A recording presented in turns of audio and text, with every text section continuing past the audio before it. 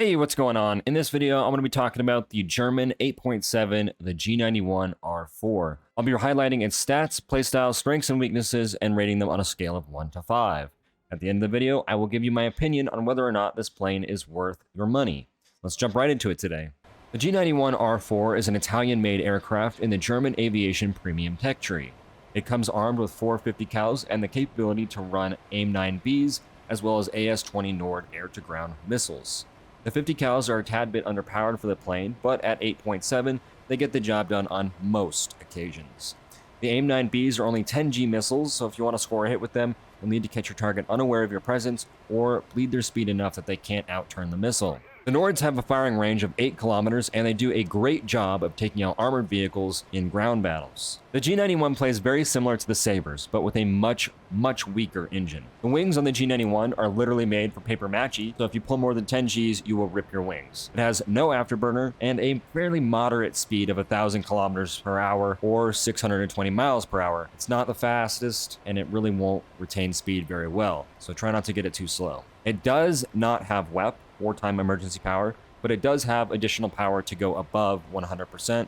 This does make your engine very hot. The G91 does have pretty good mobility. Some would argue that it is not a dogfighter, but rather a close air support vehicle. I think it can do both, but it depends on the player. It does get pretty decent air-to-ground missiles. I actually have a video on how to use the guided missiles for the G91, and I'll link that in the top right. Anyway, the G91 doesn't get any cannons, unfortunately, but it does get up to 6 50 cals. So choose your loadout and rock out with your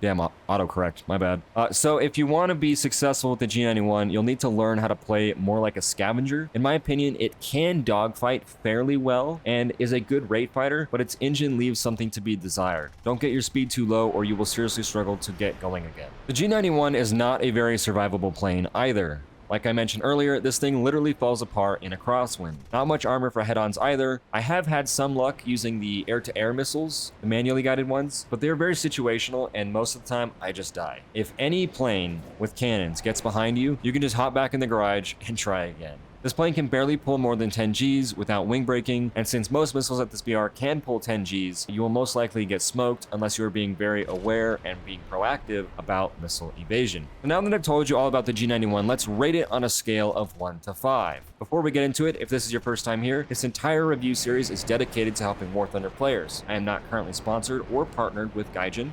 Every vehicle I review, I buy out of pocket so I can help others spend their money more efficiently. Please remember to subscribe so I can help you too. Let's start with mobility.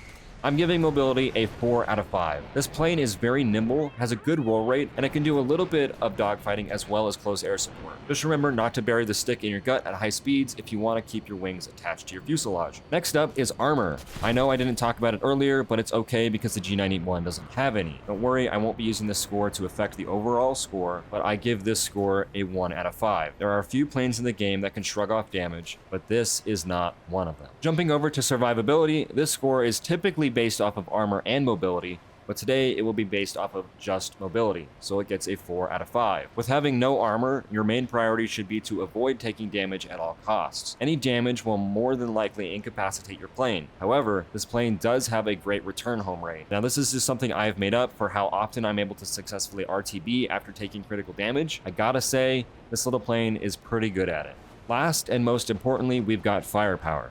Firepower I gave a 3.5 out of 5. The 50 cals on the G91 are good, but at 8.7 it is an interesting BR, and usually you will see up tiers to 9.3 or 9.7.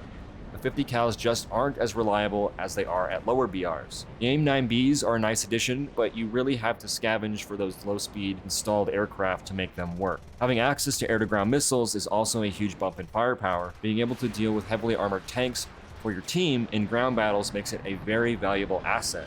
Overall, I give the G91 a 3.86 out of 5, or a 76%. The biggest flaw of this vehicle is its very low G tolerance, and 50 cals. Other planes will sometimes just continue to eat bullets from your 50 cals, and it can be rather frustrating. I do, however, highly recommend this plane. It is worth every penny, and I think it is a great buy for either an air main or even a ground main. This plane does well in both a fighter role as well as close air support roles. I appreciate you being here. Thanks for watching. Please remember to subscribe, and I'll see you in the next video.